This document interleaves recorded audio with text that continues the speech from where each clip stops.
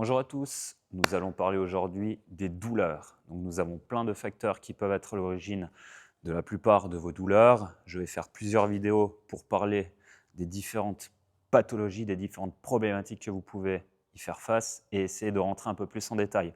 Aujourd'hui, nous allons parler dans la première partie de la partie déséquilibre musculaire et biomécanique. On attaque de suite. Go!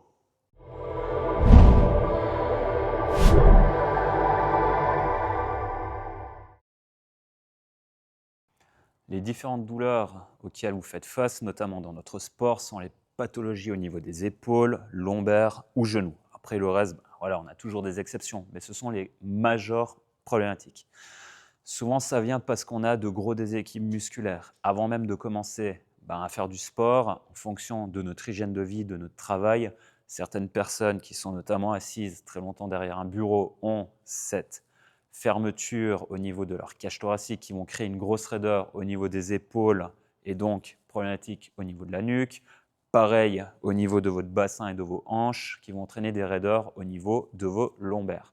Donc, le job peut faire que vous allez avoir certaines prédominances ou faiblesses au niveau des différentes chaînes musculaires. Nous avons plusieurs chaînes musculaires, des chaînes antérieures, chaînes postérieures, chaînes latérales, croisées, spiralées, des chaînes profondes, superficielles. Et toutes ces chaînes musculaires vont travailler ensemble. Dès qu'on commence à avoir un déséquilibre entre ces différentes chaînes musculaires, c'est là qu'on commence à avoir des compensations qui se manifestent.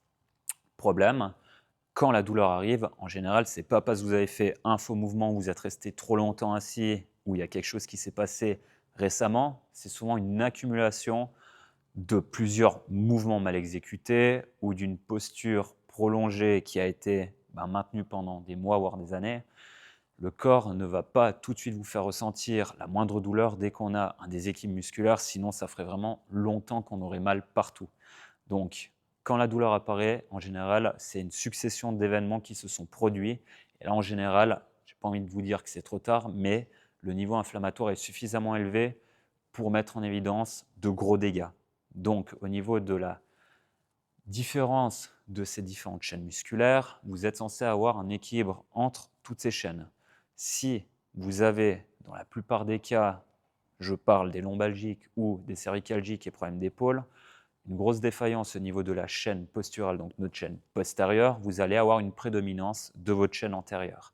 Déséquilibre au niveau de ces tensions, votre squelette va commencer à se désaxer, si on peut dire ça comme ça, ne va plus bouger correctement. Et là, on est parti sur différentes contraintes au niveau de vos surfaces articulaires, au niveau de vos tendons, ligaments et autres structures de votre corps. Donc, la plupart des pathologies sont là parce que vous avez toujours tendance à sursolliciter les mêmes régions de votre corps. Pour éviter cela, nous allons essayer de travailler dans tous les plans de l'espace. Si je prends l'exemple de il ne faut jamais se baisser en ayant le dos qui s'arrondit, le jour où vous allez vous lever un matin un peu pressé à la course et que vous devez, sans réfléchir, enfiler votre pantalon en ayant le dos arrondi, très souvent ce sont à ce moment-là que les personnes se bloquent le dos. Donc si vous prenez l'habitude de quand même travailler, vous renforcer dans ces amplitudes qu'on n'est pas forcément habitué à travailler, vous allez vraiment prévenir le risque de blocage et donc de blessure. Tous les mouvements que votre corps peut effectuer, si nous pouvons le faire, c'est bien qu'il y a une raison précise derrière tout ça, c'est qu'il y a des muscles qui vous permettent d'effectuer ces mouvements.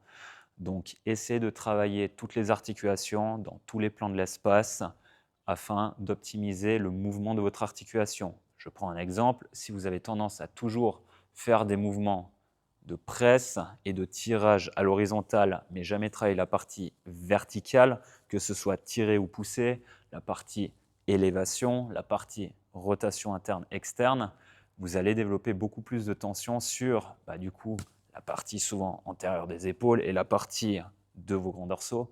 Et toute la partie musculaire qui sert à stabiliser votre articulation va, elle, subir une grosse défaillance. Et donc, au niveau de votre articulation, subir toujours les mêmes contraintes aux mêmes endroits. Et donc, potentiellement mener à de l'arthrose précoce ou des tendinopathies qui mènent à des tendinites, qui mènent à des insertions et arrachements tendineux. Donc pour prévenir ces blessures, on va essayer au maximum de bouger dans tous les plans de l'espace.